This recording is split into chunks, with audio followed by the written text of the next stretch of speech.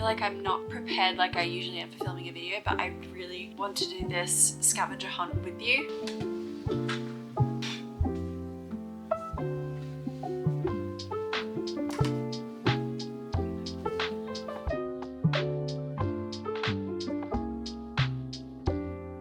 Hi guys, welcome back to my channel. We are going to be doing the bookish scavenger hunt. I've seen quite a few of these videos recently now that I've watched my first ever scavenger hunt video, which the first one I did see was Ellen's, and she had said that she had got this from another creator. So I don't think this is by any means a new idea at all, but I think it's such a great idea for a quick book video to get through one book, but also just like making it so fun. Before I even jump into explaining more about this video, I'm gonna try and explain how this book process works, because like I've watched in many other videos, it is kind of a hard one to explain. So basically we start off with one single question, which I'm going to go through the question soon. I will choose the first book from that question, and then from that first book I will then ask 9 other questions, and each time I'll usually swap out that book for a new book and show you guys which ones I've picked from my TBR cart and also the taller hardbacks I've got here. Basically starting from the first question all the way through to the 10th question, and on that 10th question will be the final book that we choose for the video. I hope that makes sense. It does seem a little bit confusing at first, because the first time someone explained it I was like, what? And then I watched it and I was like, oh, this is so fun, I need to try this. So yeah, I'm very excited to start this video, and you know, it'll just be me going through the questions and then doing a reading vlog for that final book. No idea how this is going to go, how this is going to plan out, because I do have quite a large amount of books here and the questions do get quite tricky. So I've decided I'm gonna stick with the questions that I've seen in Ellen's video, because I really liked those questions, but I thought maybe next time, if this goes to plan and it all works out, I can then change up the questions, or you guys can suggest me some questions down in the comments that I could possibly add. Then we can make our own sort of scavenger hunt from here. Yeah, I'm so excited. I honestly just love watching prompt videos. So I think with these sort of prompt questions for the scavenger hunt, it's just like another TBR selection video that I usually watch, especially the ones for like the monthly TBRs. They are my favorite videos to watch. I'll watch anyone's. I find so many new channels through those prompt videos, because I just think that they're so interesting to figure out like what someone's going to select. If you think that they're going to go for one book, they end up going for a completely different one. It's just fun to try and guess where they're going to go. I need some lip gloss. Let's go through the first question. I think the first one starts out quite simple. I'm so excited. Okay, so question number 1 is pick a book that you have given 5 stars, then recommend a book for people who enjoyed that book. A 5-star read for me. That took me a little while to choose the 5-star read. My 5-star read that I chose was Just for the Summer by Abby Jimenez. This is one of my favorite books I've read so far this year. I've absolutely fell in love with Emma and Justin. I think Abby Jimenez has a way of creating a story, that humorous, enchanting feeling that you feel when reading a romance book, and she's really able to wrap up the romance and the humor together in such a brilliant way. If Abby Jimenez is an author that you've read, I'm sure you've already heard of this author I'm about to introduce you to, but Emily Henry would definitely be your best bet for reading. Now, these books may not be the same, but what I do think is the same is the authors and the way that they put their books together. They have this Easter egg feeling that you get when you're opening up this book and you're finding all of these little nuggets of information that they've put in to make something so beautiful across all of their books. Somehow, some way, within all of Abby Jimenez's series, she will find a way to throw in a few of the characters or a few different minor details from other books. If you weren't noticing it, it's so subtle that you would just skim right over it. And that's the same thing with Emily Henry. Even though her books aren't interconnected, they are interconnected. Somehow, some way, there are always minor mentions of other characters within these books that have nothing to do with the plot or anything to do with the actual story, but there is like a mention of another character from her other book somewhere within these. And finding those little nuggets, those little Easter eggs, is just so much fun when you are such a fan of their work. It just gives you a bit of nostalgia while reading it from the other stories, and I think that these two authors are very well at putting that together. So yeah, I would suggest any Abby Jimenez or any Emily Henry fans definitely to read each of their backlists, because they're very similar but also very different. Now we're going to answer question 2 from my book recommendation, which is Happy place. Question 2 is count the number of letters in that title, then pick a random place on your TBR cart and count to that number. So we have 1, 2, 3, 4, 5, 6, 7, 8, 9, 10. So let's count to 10 somewhere on my shelf. I think I'm going to start from the top here. So we'll go 1, 2, 3, 4, 5, 6, 7, 8, 9, 10. The book selected is First Down by Grace Riley. I've had this on my TBR for quite a while now. So now that we've chosen this one, we can go into question 3, which is look at what's on the cover and find another book with similar elements. So we have 2 characters on the front. One's holding a camera, one's holding a football. So maybe we can try and find something with similar text, or maybe something sports related, I could say, and possibly with 2 figures on the front. Oh, I think I just found the perfect book. I have obviously First Down here, but Stephanie Archer's Behind the Net. The text is so similar, and there's 2 figures. They're not obviously holding any sports related items, but we do have the hockey net in this one. I think it's pretty good, especially the text, like the font is perfectly the same.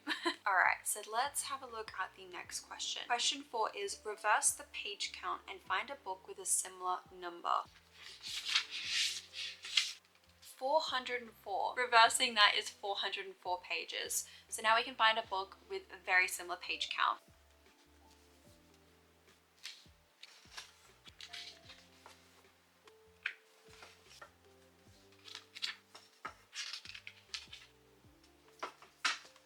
Okay, I found 2 books with very similar amounts. The closest one is The Nanny, which is 400 and 402. So we're 2 pages off. I think that this is the best one that's closest to that reverse number. So we've got The Nanny by Lana Ferguson. This is a single dad ex-nanny romance, and I'm pretty sure she's an Shmonly fans creator. He was one of her subscribers. Alright, let's check what question 5 is. List the tropes in this book and find a book with 1 or more of these tropes. Well, I've just listed a couple here. I don't know what else we have. We have close proximity because she will be living in the property with him, to live in nanny position. So it does say on here with a review, someone's mentioned that it is a slow burn, and it's obviously a very steamy book. That's what most of the reviews are saying. So let's try find maybe like a single dad romance, possibly. There's like not much of a similarity between obviously the stories, but Next of Kin is about 2 caretakers who look after their siblings or someone that they need to care for, and to prevent like social services getting involved, they decide to join households in order to protect their loved ones. So this is about 2 single guardians moving in together, close force proximity. Obviously the children and the force proximity is where I've got. That's probably the closest I'm going to get to this sort of similar trope book. Why am I getting so hot? I need to take this off. That feels better. Oh my gosh. Sweating. Question 6 is find a book with a similar color combination. We've got obviously like the turquoisey background, navy colored font, and then some pretty muted colors for what they're wearing, besides obviously her jumpsuit. Some bluish covers. We've got Falling for Gauge, Unsteady. They seem more blue than green. Okay, these are my 2 selections. I have Leather and Lark, which I think is a bit too dark in comparison to Next of Kin. But with like the navy colors in here and the turquoise, I think all the lights we cannot see is pretty similar. Even though it's a little bit darker, it's got both of those colors in there. Oh, I've still got the sticker on this cover. I picked this one up from a charity shop on the weekend, so it's a little bit of a used and abused book, but I know it's been loved. I think I'm going to go with this one just because of the color palette. Now that we have this book, we'll go on to the next question. Read the first sentence, find any word in that sentence, and find a book with that word in the title or on the cover. Okay, I think this is the first chapter. The chapters don't have numbers, they have names and places. It's called Leaflets, and I don't know if that's like the first chapter, but it's the first section before any text of the story. The first sentence is, at dusk they pour from the sky. Very short sentence, we don't have much to work with. Let's try find a book with any of those words from that sentence in the title or on the cover. I'm a bit nervous. Okay, I think we're just gonna have to go with this one because the only word from that sentence that I could really use is the word the, which is in many of these book titles, and I'm kind of being drawn to The Great Alone by Kristen Hanna. Now, I kind of wish I had not chosen this one to see if I could possibly get this one at the end, but I don't know if there's a rule about choosing a book if one of the prompts relates to 2 questions if we can pick it up twice. I'm just going to go with this one because hopefully I can get a book similar to this through all the questions. But yeah, The Great Alone by Kristen Hanna. This is about an isolated community in the middle of Alaska, and then when winter hits, everyone goes a bit crazy. Hopefully we can get something similar at least from this book. Question 8 is, go to the acknowledgements and find a book written by the author with the same or similar name as the names listed. Laura, Kathy, Lawrence, Shannon, Debbie, Ken, Julie, Kathy. I had to turn my camera off because I was reading through all of the acknowledgements. Any book that had the word "the" in the title, I have been through on my shelf. The Great Alone had no one with the similar author name that I could even come close to. Song of Achilles as well, I came close, but a lot of them were like Katie, Erica, Antona, Lee, Gordon. But I finally came across The Poppy War, which I didn't think I was gonna find in The Poppy War. Natasha, Gian, Gandalf, Laura, then it has Hannah, Bonham, Jake, Jay, Marley, Greg, Becca, Caitlin, Richard, Jeremy, Josh, Farah, Naz, Lyndon, Pablo, Josh again. But they're all the ones I have, but the closest one I have is Hannah Bauman. Again, I know I just picked up this book and I was meant to use it for this, but the only other Hannah is Kristen Hanna. So I'm just gonna use The Poppy War and then pick up Kristen Hanna as the author name, even though it is a first and then now going into a last name, but that's the closest I can get so far. And now we'll use this for the new question. It says, look at the cover of this book and find one with a similar looking cover. I know just the book. That's the only one I can think of, purely based on the icy landscapes in the background. Text is not similar, everything else isn't similar. Otherwise, again, I have All the Nights We Cannot See, and that's purely based on the snow in the background and the color of the cover. Okay, I think I'm gonna go with Beartown, purely based on the little house in The Great Alone and the houses that are mentioned that can be seen on the cover from Beartown. They're not overly close, but they're pretty close. Beartown is the next one. We have our final question now based on Beartown, and what we get next book, whichever we choose, is the book we'll be reading for this vlog. Question 10 is, add your birth month and day together, turn to that page and find a book with the word in the title. We're not going to get very far for the page count for this book because my birthday is the 1st and it is also in January. So we have 2 when you add 1 and 1 together. So let's go to page 2. Page 2. The first sentence is bang, bang, bang, bang, bang.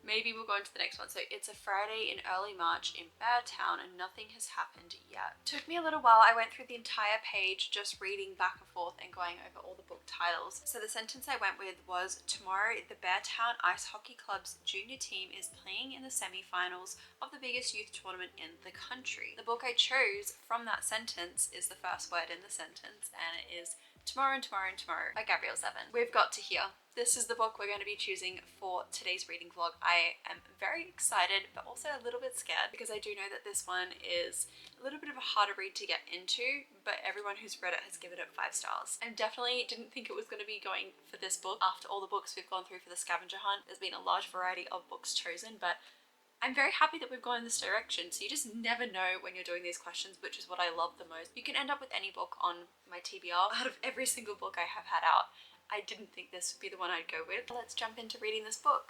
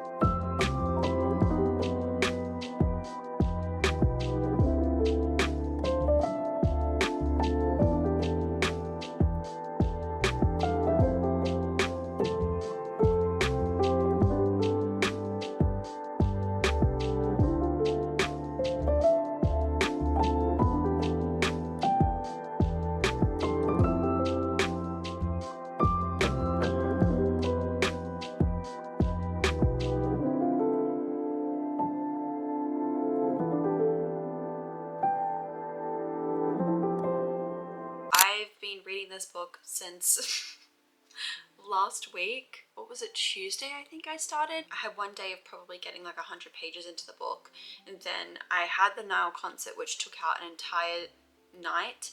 The next day I was quite busy. I read a little bit but not a lot. Then I went to golf with my partner on the Saturday. I didn't read anything on that Friday. I don't know what happened, but I somehow got on the Love Island train and I was watching Love Island that entire night. Love Island USA, that is, because I didn't actually watch the most recent season, so I'm sort of catching up now. And then I finally went and read while I was at golf with my partner, which you would have seen, and I read probably about 100 pages then. Then I got home, I edited. Then Saturday I went and had a full day with my partner out in Harrogate, and we went traveling through like a few different bookshops and just had a day together. And I just didn't read anything. We got home and we watched a few YouTube videos together that we do every Sunday. It's just like a ritual that we have each Sunday night. It's something we do as a couple. So I ended up not reading last night. I've woken up today. It is now midday. I've literally been doing the most random stuff all morning, and I've decided that's it. We're gonna read and listen to the audiobook for tomorrow. I want to get this done either like today or early tomorrow morning, because I'm just dragging this book out for no reason, and I really want to get this video up for you guys. I'm really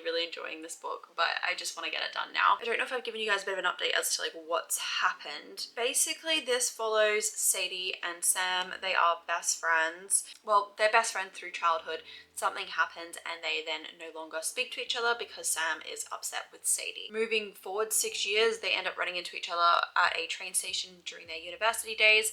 Sadie explains to him that she's now made this game and she wants him to look at it because when they were children, that was like all that they did together was play games. Sam's now played the game. He's interested. His his roommate is also interested in this game and he wants in for creating this game, and he's got some ideas. But basically it is Sadie and Sam's game. So now we're at the stage where like a few years in and now the game has been created and they've gone through all of this building stages of the game and, you know, bringing in other people who've helped build the game and so on and so on. But we're also learning about Sadie and Sam's lives, as well as also now a few new characters. Oh my god. It's just been a delivery and I literally had a panic attack that someone was in the house. It sounded like there was footsteps out the back. Oh my god, that was scary. My heart rate's up. Anyway, so now we're sort of learning about all of their lives and the people's lives that we've now met along the way, and a lot of horrible things have been happening to them, so we are getting a bit of trauma dumping throughout. Yeah, so now basically they're at this stage where they're sort of got this idea running that they want to create a second game, and it's a completely separate entity to the one that they've already been creating with this company. So I'm now about the halfway mark. Yeah, a lot has happened, but I'm really enjoying it. I said this to my partner when we were at the golf course, but I'm really getting a Little Life vibes from this. And the reason being is I think Sam really is Jude in a way. I'm getting very similar stories, but not similar. But there's a similarity between the two stories, as well as also just the way this story is being told to me. It's very heavily friendship focused, and that's what I got from A Little Life, and that's now what I'm getting from this book. I also am finding that the time jumps as well are very similar with what we get in A Little Life. Like they're quite large years time gaps, not as big as A Little Life because usually that was like decades, but we're still getting like 6 to a few years time frames between all of these monumental moments in their life, and obviously going through everything that's led up to where the story's going. This is obviously the halfway point. My opinion on that being a very similar thing could possibly change. Yeah, I don't know, my brain's just been going over like a lot of the similarities between them. However, like the stories are just like completely separate, completely different. If you've read both of these books, I'm sure you could possibly understand what I'm trying to say there, but obviously they're not like there's no plagiarism or anything like that. That's not what I'm saying. I'm so sorry for anyone who watches my videos because I'm a very like, I feel like I've got like Italian in my blood somewhere because I'm very animated with my hands. So I'm very sorry if you're always seeing my hands in frame doing this, but I think it's an Australian thing. Like I'm always like very, that was very dramatic, but like I am. I need to like learn to put my hands down here, or like maybe I need to get like a squishy ball for the videos so I don't annoy you guys if that's annoying. I'm just very passionate about the books. Anyway, I'm gonna continue reading and listening today, and I'll probably check in with you guys maybe when I'm a bit closer to being done. It's probably a little bit better, but you can see the state of my room. I've had to wash my doona as well. Oh, sorry. That's an Australian term. I've had to wash my duvet. Had to wash the duvet because unfortunately I spilt coffee on the duvet cover and then also obviously then went straight into the duvet because I don't have like a duvet protector. I don't even know if you can get duvet protectors. I know you can get mattress protectors and pillow protectors, but can you get duvet protectors? Anyway, I've got both of them in the wash right now because they stunk like coffee. Anyway, today's a cleaning day. I want to clean the dog's bed. I want to do all this stuff, so the audiobook is gonna come very handy. And literally right in front of me, you guys can't see, but I've got clothes folded up to here everywhere. So I need to put all them away, clean out my drawers, just organize, you know? Not that you guys care, I'm just giving you a whole lot of information for no reason, so goodbye. We're here for the final check-in. I honestly should have probably written down some thoughts before I started this video, but I'm just gonna go in raw thoughts and word vomit them all to you. Look, technically a couple of days since I finished this book, and I forgot to film this update when I've gone now to edit the vlog, and I realized I actually haven't closed out my final review. My thoughts were very high at the start of the book, and I honestly thought this was going to be a 5-star read for me, but unfortunately it didn't continue getting that feeling. Along the way it started to drag out until we got to the NPC section, and then from there onwards it really built up again. I don't know, there was just something that lost me along the way.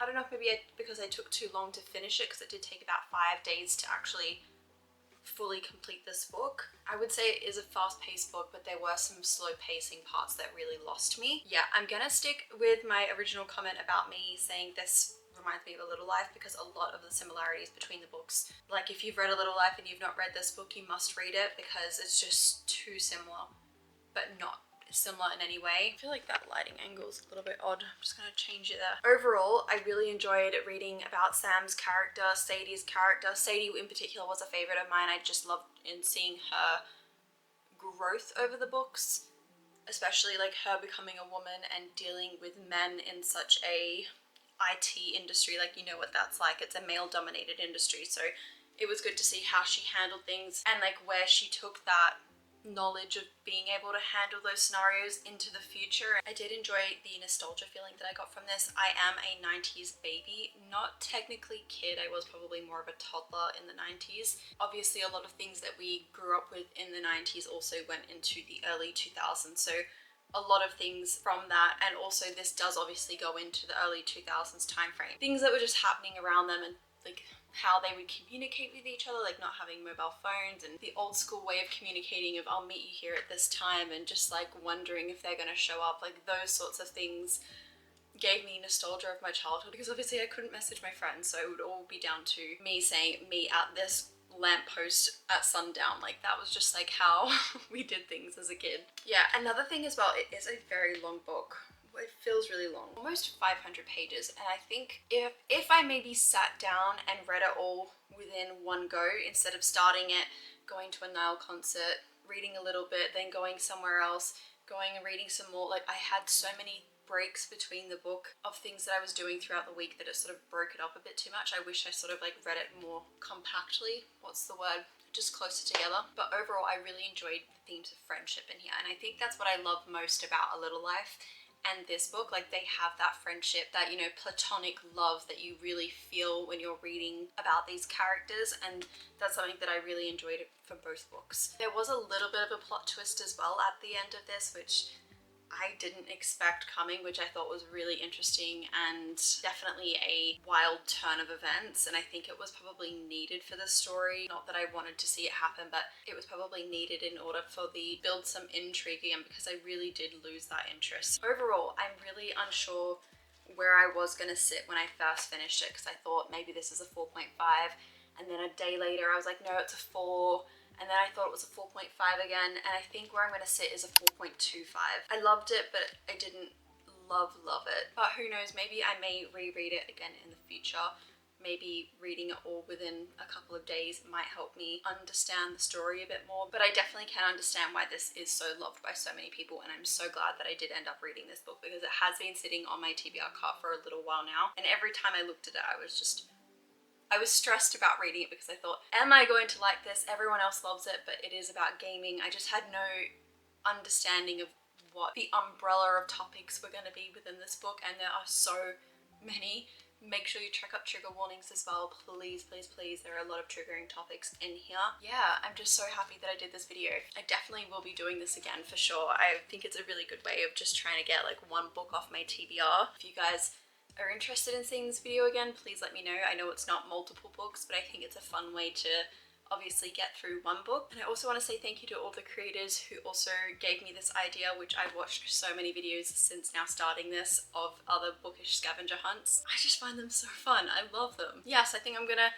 love you and leave you here, but I will check in with you guys very, very soon. I do have a few videos coming up. Yeah, there's multiple I've got planned for at the moment, so keep an eye out. Love you all, and I'll see you guys in my next video.